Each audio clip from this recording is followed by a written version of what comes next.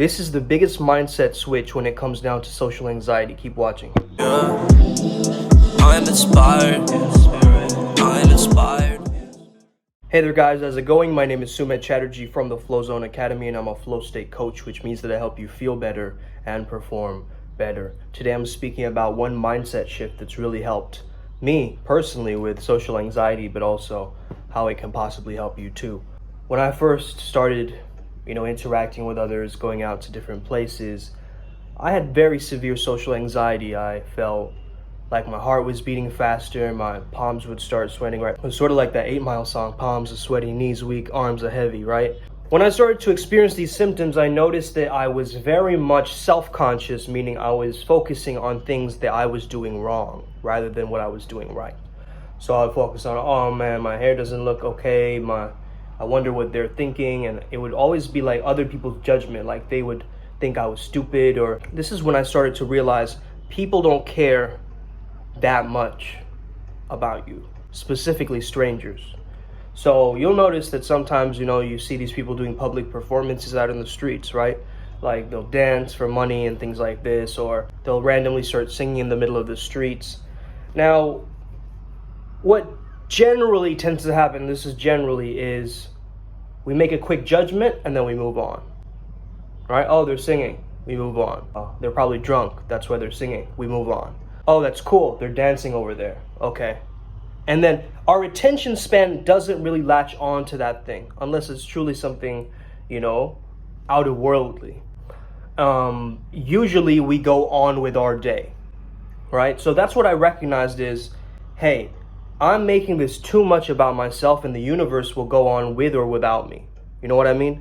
And that mindset actually helps me to ease my body, ease my mind, ease my spirit, because at that certain point, I started to understand that embarrassment was actually the ticket price that I had to pay on this amusement park of success. If you want to be better at life, if you want to start to make things happen, you're going to be embarrassed, you're going to be humiliated, you're going to feel uncomfortable in certain situations. But also notice this, when you are uncomfortable, you are growing. When you are uncomfortable, you are growing. When you're comfortable, you're not growing at all. So if you can remind yourself that, hey, this moment right now is very uncomfortable, it's moving me more towards the person that will save me. What tends to happen is we tend to create this separation between other people and us. They're like, oh, they can do it, I can't. Oh, and that's just not me, right?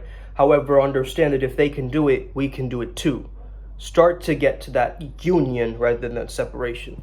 And then finally, I would start doing little things, just walking past people, or to push yourself to be in environments where they're forced to be social with you, right? Like different social venues, family gatherings, push yourself to do those things, right? That's going to be the biggest indicator of whether you're okay with socializing or not. Practice what psychologist Albert Ellis calls shame attacking exercises. These are little things that pushes you out of your comfort zone. It actually induces shame within you. But if you are able to handle that, you actually level up in your self-esteem, you level up in your personality, and you start to step out of that role of being that shy person, and you actually do something out of your comfort zone. So it expands your bubble of comfort. It puts you in a stretch zone.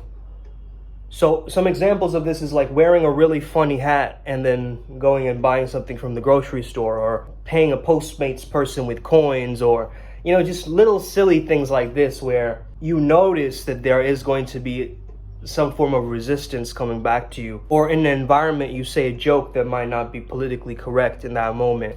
With or without people's laughter response from it, you still say it anyway. And these little moments, they're going to start to push you. They're going to attack your shame. And these can be little things, right? Don't think of them as like gigantic things or career ruining things or things like this. These are just little micro moments where you are allowing yourself to crumble down the ego and the persona so that you can actually do these different things. And these moments are going to actually push you. And the more you can get these reference experiences of attacking your own shame, your social anxiety is going to slowly go back to a certain baseline where you're actually able to hold and maintain conversations, and you work on it, right? It becomes a skill set for you and something that you can improve. I hope this video helped you out today. Have an incredible day. May the flow be with you and stay legendary. Let's get it today. Boom.